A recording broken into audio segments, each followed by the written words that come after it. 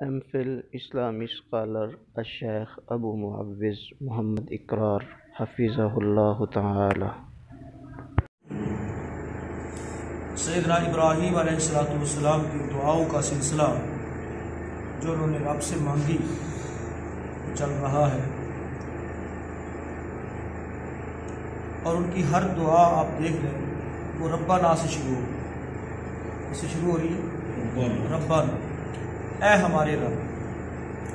تو دعا کے آداب احکام انشاءاللہ جیسا کہ کچھ میں نے کل بیان کیے تھے اور باقی ماندہ انشاءاللہ آج بیان ہوں گے۔ پہلے ترجمہ دیکھیں، ربنا اے ہمارے رب، وبعث مبعوث فرما، وبعث مبعوث فرما، کیا مبعوث اردو میں ہم استعمال کرتے ہیں، وبعث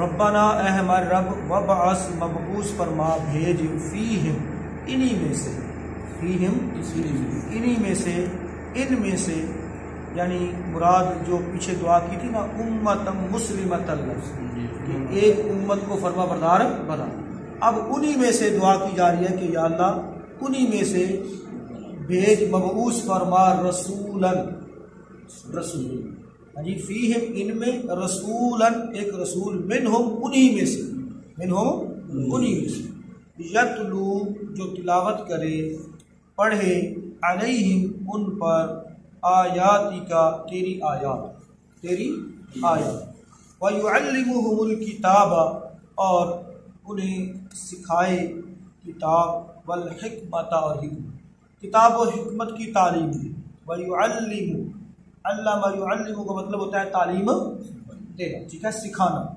وَيُعَلِّمُهُمُ الْكِتَابَ وَالْحِكْمَةَ اور انہیں کتاب و حکمت کی تعلیم دے، وَيُزَكِّيهِمْ اور انہیں پاک کرے، ان کا تزکیہ کرے، ہر قسم کی خرابی سے، برائی سے ان کو پاک کرے۔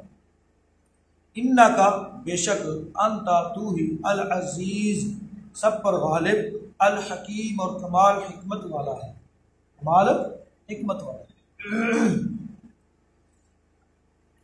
ترجمہ دوبارہ سے دیکھیں گے، ربنا اے ہمارے رب، وبعث مبعوث فرما، بھیج، فیہم ان میں، رسولاً ایک رسول، منہم انہی میں سے، یتلو جو تلاوت کرے، پڑھے، علیہم ان پر، آیاتی کا تیری آیات، تیری آیتیں، وَيُعَلِّمُهُمْ اور انہیں تعلیم دے، انہیں سکھائے، الکتاب کتاب، والحکمت اور حکمت، وَيُزَكِّيهِمْ اور انہیں پاک کرے۔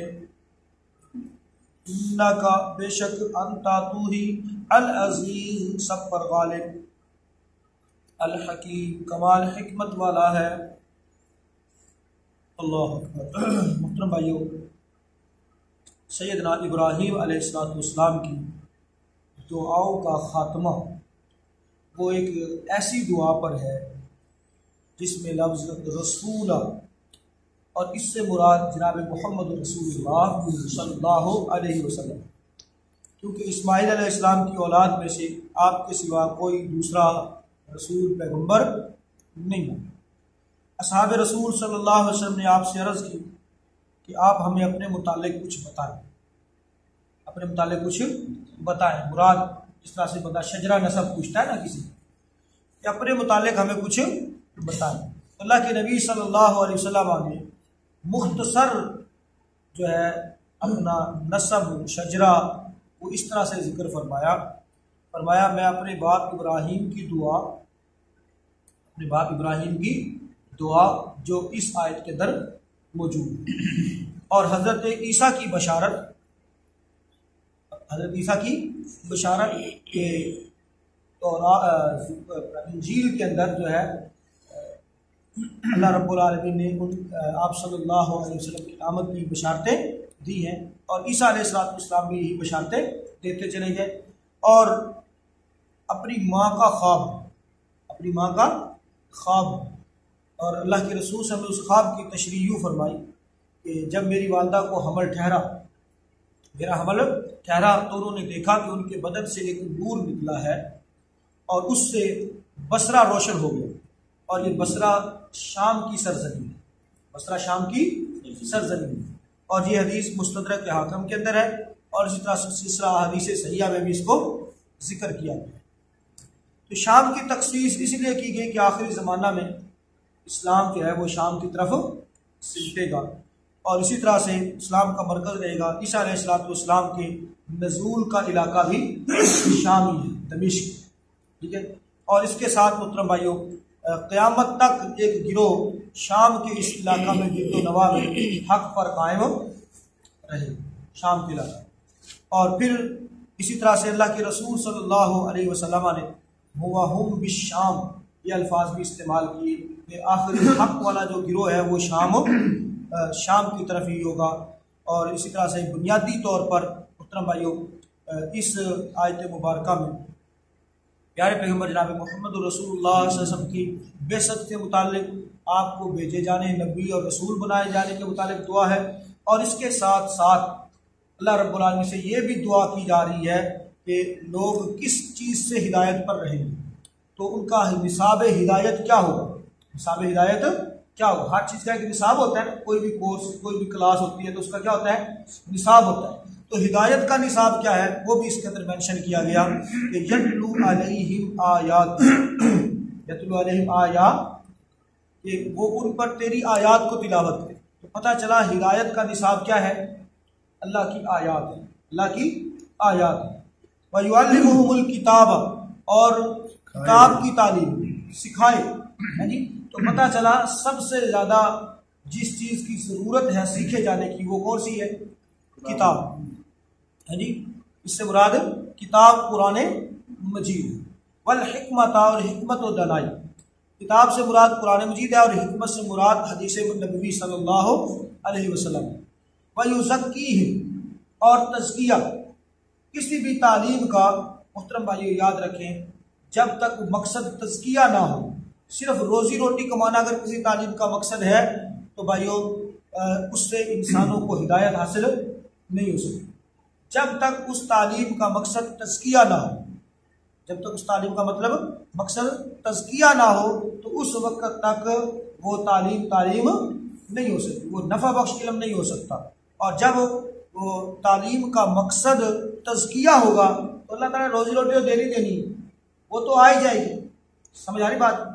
تو اس اعتبار سے وَيُزَكِّيهِمْ کوئی بھی تعلیم ہو تو اس کے اندر بندے کو یہ چیز ضرور دیکھنی چاہیے کہ اس کے اندر تزکیہ ہے یا نہیں، تزکیہ ہے یا نہیں ہے، اور تزکیہ کے اوپر زور دینا۔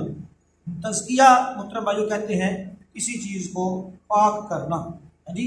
زکوٰۃ سے ہے یہ، زکوٰۃ کا مطلب ہوتا ہے پاک کرنا اور بڑھانا، پاک کرنا اور بڑھانا۔ تو تزکیہ بھی اسی سے ہے، اور اس کا مطلب ہے نفسوں کو پاک کرنا اور اطاعت اور فرما برداری کے اندر بڑھانا، اطاعت اور فرما برداری میں بڑھانا۔ تو یاد رکھیے محترم بھائیو، جو کچھ اللہ نے نصاب بنایا ہے اس کے اندر یہ ساری چیزیں موجود ہیں، اور جو انسانوں کا بنایا ہوا نصاب ہے اس پہ کہیں یہ چیز ہے بھی صحیح، اور اکثر طور پر یہ مفقود ہے، نظر نہیں آتی، جس سے تزکیہ ہو۔ تو تعلیم و تزکیہ یہ دونوں ساتھ ساتھ چلنے والی چیزیں ہیں۔ اور پھر اینڈ انہوں نے اپنی دعا کا انک انت العزیز الحکیم، اللہ رب العالمین کی صفات پر ہی کیا ہے، وہ سب پر غالب اور کمال حکمت والا ہے۔ تو یہ تو تھا ان آیات کا محترم بھائیوں، اس آیت مبارکہ کا معنی مفہوم ہم نے جو سمجھا۔ تو تعلیم کا اصل مقصد تزکیہ ہے، کارآمد بنانا۔ قد افلح من تزکا، تحقیق وہ کامیاب ہو گیا جس نے اپنا تزکیہ کر لیا۔ اور تزکیے کے لیے سب سے ضروری چیز جو ہے وہ کتاب اللہ ہے، اور دوسرے نمبر پر احادیث مبارکہ ہیں۔ اگر ان دونوں چیزوں کو چھوڑ کر کسی اور ذریعے سے کسی اور میتھڈ پر تزکیہ کیا جائے تو وہ تزکیہ محترم بھائیوں فائدہ مند نہیں ہوگا۔ جیسے کہ آج کل لوگ بڑے بڑے طریقے استعمال کر رہے ہیں، یوگا ہے اور پتہ نہیں کون سے طریقے ہیں، اس سے سمجھتے ہیں کہ جناب مراقبہ اور پتہ نہیں کون سے اس طرح کے سسٹم بنا رکھے ہیں۔ تو یاد رکھیے تزکیہ جو ہے وہ کتاب و سنت سے ہوتا ہے، اس کے علاوہ اور کوئی بھی طریقہ جو انسانوں کا بنایا ہوا طریقہ ہے شاید تھوڑا بہت فائدہ دے، لیکن فار ایور فائدہ صرف اور صرف قرآن و حدیث سے ہی دے۔ اب میں آتا ہوں اپنے اس جو ہے دعا کے احکام و آداب کی طرف، چونکہ 3 آیات میں اللہ رب العالمین نے ہمیں یہی باتیں سکھائی ہیں، دعا کے احکام و آداب۔ تو سب سے پہلی جو چیز ہے محترم بھائیوں، دعا جو ہے صرف اور صرف کس سے مانگنی چاہیے؟ اللہ سے مانگنی چاہیے۔ کل بھی میں نے آپ کو بتایا تھا جی کہ صرف اسی کو پکارا جائے اور اس کو اس کے صفاتی ناموں سے پکارا جائے، صفاتی ناموں سے پکارا جائے، اور پکارنے میں کسی واسطے وسیلے کی ضرورت نہیں، ڈائریکٹ اللہ کو پکارا جائے۔ اب دیکھیں نا، ابراہیم علیہ السلام نے ربنا ربنا ربنا، کوئی آدم علیہ السلام کا واسطہ دیا، نوح علیہ السلام کا واسطہ دیا؟ سوچنے کی بات ہے نا، کسی قسم کا کوئی واسطہ وسیلہ۔ اسی طرح سے موسیٰ علیہ السلام نے، نوح علیہ السلام نے جب دعا کی، یونس علیہ السلام نے جب دعا کی مچھلی کے پیٹ میں، تو انہوں نے کوئی واسطہ وسیلہ دیا؟ یہ ایک من گھڑت روایت ہے جو پیش کی جاتی ہے کہ جناب آدم علیہ السلام نے جو ہے جس وقت آدم علیہ السلام سے خطا ہو گئی تو انہوں نے عرش کے اوپر لکھا ہوا دیکھا لا الہ الا اللہ محمد رسول اللہ، تو انہوں نے سوچا کہ میں یہ جو محمد لکھا ہوا ہے نا یہ اللہ کا کوئی برگزیدہ ہے، لہٰذا میں اس کے واسطے سے دعا کرتا ہوں، اللہ تعالیٰ دعا قبول کرے۔ تو انہوں نے لا الہ الا اللہ محمد رسول اللہ لکھا ہوا دیکھا اور دعا کر دی محمد صلی اللہ علیہ وسلم کے واسطے سے، تو اللہ تعالیٰ نے ان کی دعا قبول کر دی، توبہ قبول کر دی۔ تو یہ من گھڑت چیز ہے، اس کی کوئی دلیل اس کی نہیں، من گھڑت ہے، من گھڑت سمجھتے ہیں نا، خود بنائی ہوئی، اختراع کی ہوئی، اس کی کوئی دلیل نہیں ہے۔ جبکہ اللہ رب العالمین نے وہ دعا جن الفاظ سے آدم علیہ السلام نے اللہ سے توبہ کی تھی نا، معافی مانگی تھی، وہ سورہ اعراف کے اندر ذکر کی جی ربنا ظلمنا انفسنا وان لم تغفر لنا وترحمنا لنكونن من الخاسرین، یا اللہ ہم نے اپنی جانوں پر ظلم کر لیا اور اگر تو نے ہمارے اوپر رحم نہ کیا تو ہم کیا ہو جائیں گے؟ خسارہ اٹھانے والوں میں سے ہو جائیں، سمجھائی؟ تو نے معاف نہ کیا، رحم نہ کیا تو ہم خسارہ اٹھانے والوں میں سے ہو جائیں۔ تو جب قرآن کے اندر یہ بات الفاظ موجود ہے تو اب اپنی طرف سے بنا کر عقیدت میں، محبت میں لوگوں سے بلے بلے اور واہ لینے سے کی وجہ سے کہ جناب اس طرح کی بات بڑھا کر گاڑ کے جو ہے پیش کر دینا، تو بھائی یہ تو ظلم ہے۔ اللہ کے رسول صلی اللہ علیہ وسلم نے فرمایا جس بندے نے میری طرف کوئی ایسی بات منسوب کی، بڑی قابل غور بات ہے، جس نے کوئی ایسی بات منسوب کی جو میں نے نہیں کہی، جو میں نے نہیں کہی، میرا فرمان نہیں ہے، فَلْيَتَبَوَّأْ مَقْعَدَهُ مِنَ النَّارِ، وہ اپنا ٹھکانہ جہنم کے اندر۔ بڑی سخت وعید ہے اللہ کے رسول صلی اللہ علیہ وسلم کی طرف کوئی ایسی بات منسوب کرنا، تو یہ باقاعدہ تفسیروں کے اندر لکھ دی، اس میں لکھ دی، تفسیروں میں لکھ دی، کتابوں کے اندر لکھ دی، اور لوگ اس کو دھڑا دھڑ پڑھ رہے ہیں، بیان کر رہے ہیں۔ تو بھائیو اللہ سے ڈرنا چاہیے، تحقیق کرنی چاہیے کسی بھی چیز کی، تو اللہ رب العالمین کو ہی پکارنا چاہیے غیر کسی واسطے اور وسیلے کے۔ ہاں ایک چیز ہے جو صحیح بخاری کے اندر موجود ہے، اور وہ ہے محترم بھائیو اللہ تعالیٰ کو اس کی صفات کا واسطہ دینا، اور پھر اگر کوئی کام آپ کو جو خالصتاً اللہ کے لیے کیا ہے، اپنے اعمال کو وسیلہ بنا سکتا ہے، اس کو بنا سکتا ہے، اپنے اعمال کو وسیلہ بنا سکتا ہے، جیسا کہ وہ 3 بندے غار کے اندر طوفان آ گیا اور غار میں چلے گئے اور اوپر سے پتھر گرا اور وہ آگے سے راستہ کیا ہو گیا؟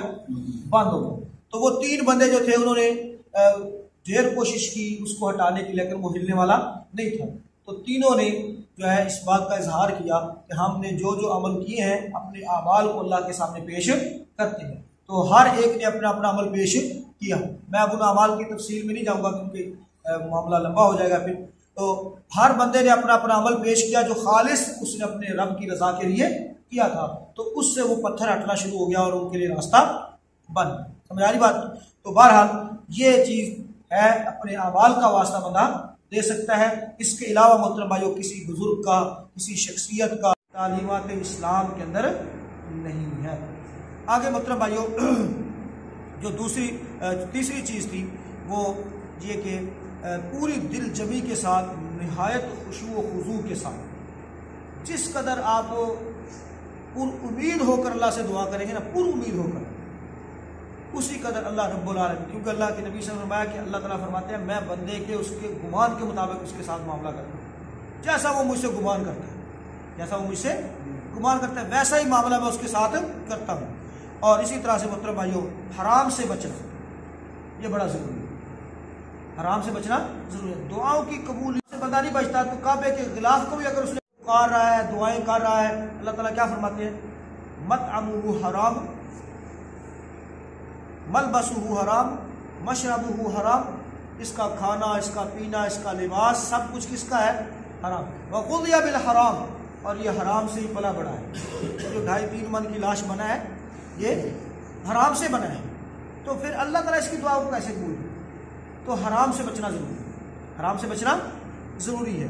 اور اس کے بعد محترم بھائیوں، گناہ پر مبنی نہ ہو، جو بھی آپ دعا کر رہے ہیں وہ گناہ پر مبنی نہ ہو، اور اسی طرح سے قبلہ رخ ہو کر دعا کریں، قبلہ رخ ہو کر دعا کریں، خصوصیت کے ساتھ قبلہ رخ ہو کر دعا کریں۔ اور دعا کی قبولیت میں جو تاخیر ہو رہی ہے اس پر دعا ترک نہ کریں، دعا چھوڑے نہ، کیونکہ دعا کے اندر اگر تاخیر ہو رہی ہے، قبول نہیں ہو رہی، تو پھر 3 طرح کا معاملہ ہونے والا ہے آپ کے ساتھ۔ کتنی طرح کا؟ 3 طرح کا معاملہ آپ کے ساتھ ہونے والا ہے۔ پہلے نمبر پر اللہ رب العالمین اس کو عطا کر دے گا، دیر یا بجن، جتنی بھی ہو سکے اللہ تعالیٰ اس کو، اگر وہ حق میں بہتر ہے تو اللہ تعالیٰ ضرور دے گا۔ اور دوسرے نمبر پر اگر وہ بہتر نہیں ہے تو اس کے عوض کچھ اور دے دے گا۔ اس کے عوض کیا ہے؟ بندہ کچھ مانگ رہا ہے لیکن اس کو کچھ اور مل گیا، وہ نہیں ملا جو وہ مانگ رہا تھا، وہ اس کے حق میں بہتر ہی نہیں ہوگا، ٹھیک ہے؟ تو اللہ رب العالمین کیا ہے؟ اس کے عوض کچھ اور دے دے گا، یا بندہ کچھ مانگ رہا تھا، اللہ تعالیٰ اس کے عوض اس کی کوئی مصیبت دور کر دے گا، کوئی مصیبت دور کر دے۔ اور تیسرے نمبر پر ہے محترم بھائیوں کہ دنیا میں اللہ نے نہیں دی، نہ اس کا الٹرنیٹ دیا، نہ کوئی مصیبت دور کی، بلکہ وہ آخرت کے لیے سٹور کر دی، آخرت کے لیے کیا کر دی؟ سٹور کر دی۔ تو تاخیر ہونے پر دعا چھوڑنی نہیں چاہیے، بلکہ کرتے ہی رہنا چاہیے۔ ان تینوں میں سے کوئی نہ کوئی معاملہ اس کے ساتھ ہو جائے گا، یا تو اللہ تعالیٰ اس کو دے دے گا، یا پھر اس کے عوض کچھ اور دے دے گا، یا کوئی مصیبت دور کر دے گا، یا تیسرے نمبر پر کیا ہے؟ سٹور کر دے گا، آخرت کے لیے جمع کر دے گا، اور اس کا اجر اور ثواب اللہ تعالیٰ اس کو آخرت میں دے دے گا، ذخیرہ کر دے گا اللہ تعالیٰ اس کو۔ اور دعا کے آداب میں سے محترم بھائیوں، ابتدا میں اللہ تعالیٰ کی حمد، تعریف، جناب محمد رسول اللہ صلی اللہ علیہ وسلم پر درود شریف کثرت کے ساتھ، اور پوری دعا کے اندر اگر درود شریف پڑھتے رہیں تو یہ بھی بہت ہی اچھا ہے۔ میں نے جمعہ کے اندر بھی یہ حدیث بیان کی تھی کہ اگر پوری دعا میں آپ جو ہے وہ درود شریف ہی پڑھتے رہے تو یہ بھی بہت ہی اچھا ہے۔ اور اسی طرح سے اپنے گناہوں کا اعتراف کرنا، اپنے گناہوں کا اعتراف کرنا، یا اللہ میں کمزور، یا اللہ مجھ سے یہ غلطی بھی ہو گئی، یا اللہ مجھ سے یہ گناہ ہوتا رہا، تو نے معاف نہ کیا، جیسا کہ آدم علیہ السلام نے دعا کی تھی، ربنا ظلمنا، یعنی یا اللہ ہم نے اپنے جانوں پر ظلم۔ تو گناہ کا اعتراف کرنا ضروری ہے، گناہ کا اعتراف کرنا ضروری ہے۔ اور دعا کی قبولیت کے جو اوقات ہیں ان میں دعا کریں، اسپیشلی قبولیت کے جو اوقات ہیں ان میں اسپیشلی دعا کریں۔ اور وہ اوقات کون کون سے ہیں؟ نمازوں کے بعد ہیں، فرض نمازوں کے بعد، اذان اور اقامت کے درمیان جو وقفہ ہوتا ہے اس کے اندر ہے، اسی طرح سے تہجد کا جو وقت ہے، اور محترم بھائیوں بارش نازل ہوتے وقت دعا کر سکتے ہیں، سفر کے اندر آپ دعا کر سکتے ہیں، ٹریول کر رہے ہیں آپ تو اس وقت دعا کریں، بجائے اس کے کہ یعنی چلائے استاد ذرا کوئی گانا ہے نہیں، یا جناب کوئی اور اوٹ پٹانگ باتیں، یا مونگ پھلی پھکنی ہے ویسے سفر دے وچ ہے، اور دعائیں کریں، قیمتی وقت ہے، قبولیت کا وقت ہے، تو اس لیے اس وقت میں دعا ضرور کریں۔ تو یہ تھے کچھ آداب محترم بھائیوں دعا کے اوقات کے حوالے سے۔ تو غیر ثابت شدہ ادعیہ، یعنی کچھ الفاظ ایسے ہیں جو ہم نے بنا رکھے ہیں، خود بنا رکھے ہیں، یعنی مثلا وہ حدیث میں نہیں بیان ہوئے، اللہ کے رسول صلی اللہ علیہ وسلم نے بیان نہیں کیے، تو وہ غیر ثابت شدہ الفاظ ہم دعا کے اندر مانگنا شروع کر دیں، وہ الفاظ پڑھنا شروع کر دیں۔ بعض اوقات ان میں اتنا ردم ہوتا ہے، بندہ کہتا ہے بڑی سونی دعا ہے، یعنی ایسے الفاظ، تو غیر ثابت شدہ الفاظ سے دعا کرنا بھی درست نہیں ہے۔ پنجابی میں مانگو، اپنے الفاظ میں مانگتے رہو، لیکن اس کو عربی سمجھ کر اور اس طرح کے الفاظ باقاعدہ بنا کر، تو بھائیو اس سے بھی گریز کرنا چاہیے۔ تو اور کچھ لوگوں کی دعا اسپیشلی قبول ہوتی ہے، یاد رکھیں، اسپیشلی ان کی دعا رد ہوتی نہیں، ان کی دعا رد ہوتی نہیں ہے۔ اللہ کے رسول صلی اللہ علیہ وسلم نے فرمایا دعوت المظلوم، اس کے اوپر ظلم ہوا ہے نا، اس کی دعا، یعنی وہ دعا تو نہیں ہوگی، وہ تو ہوگی تو بد دعا، لیکن کہنے کا مقصد ہے جو اپنے الفاظ وہ منہ سے نکالے گا اللہ اور اس کے درمیان کوئی حجاب پردہ نہیں ہے، سمجھائی بات؟ یہ دعا ضرور اس لیے کہا جاتا ہے کہ امیر کی دولت سے نہیں غریب کی بد دعا سے ڈر۔ تو دعوت المظلوم، اور دوسرے نمبر پر ہے دعوت المسافر، مسافر کی دعا۔ میں نے آپ کو پہلے بھی ذکر کیا کہ سفر کے دوران بھی دعا کرنی چاہیے، تو دعوت المسافر، مسافر کی دعا بھی قبول ہوتی ہے۔ اور تیسرے نمبر پر ہے دعوت الوالدی لولدہ، ماں باپ کی اپنی اولاد کے حق میں کی گئی دعا بھی قبول ہوتی ہے۔ کیا ہوتی ہے؟ قبول ہوتی ہے۔ اور پھر آخر میں میں وہی بات کہوں گا، دعا مانگے، مگر شرط یہ ہے کہ دعا مانگنے والا شخص پہلے اپنے دین کو خدا کے لیے خالص کر چکا ہو۔ یہ نہ ہو کہ زندگی کا سارا نظام تو کفر و شرک اور معصیت پر اور غیر اللہ کی جو ہے فرما برداری پر چل رہا ہو، اور بندگی اغیار پر چل رہا ہو، اور دعائیں جو ہے وہ کس سے مانگی جا رہی ہوں؟ اللہ سے مانگی جا رہی ہوں، اور امیدیں دشمنان اسلام سے بدل لگا کر بیٹھا ہو، دعائیں اللہ سے مانگ رہا ہو، تو ایسے میں محترم بھائیو یہ دوغلا پن، یہ سیاست میں تو چل سکتا ہے، اللہ کے ساتھ نہیں چل سکتا۔ بات سمجھ آ رہی ہے؟ تو آخری بات اس کے حوالے سے یہی تھی۔ اور محترم بھائیو یاد رکھے، بندہ جو ہے وہ اپنے حصے کا کام کیے بغیر، اپنے حصے کا کام کیے بغیر دعا پر بھروسہ کرنا حماقت ہے، اور اپنی محنت پر بھروسہ کر کے دعا سے گریز کرنا یہ تکبر ہے۔ اللہ تعالی ہم سب کو جو ہے بات سمجھنے کی اور عمل کی توفیق عطا فرمائے۔ آخر دعوانا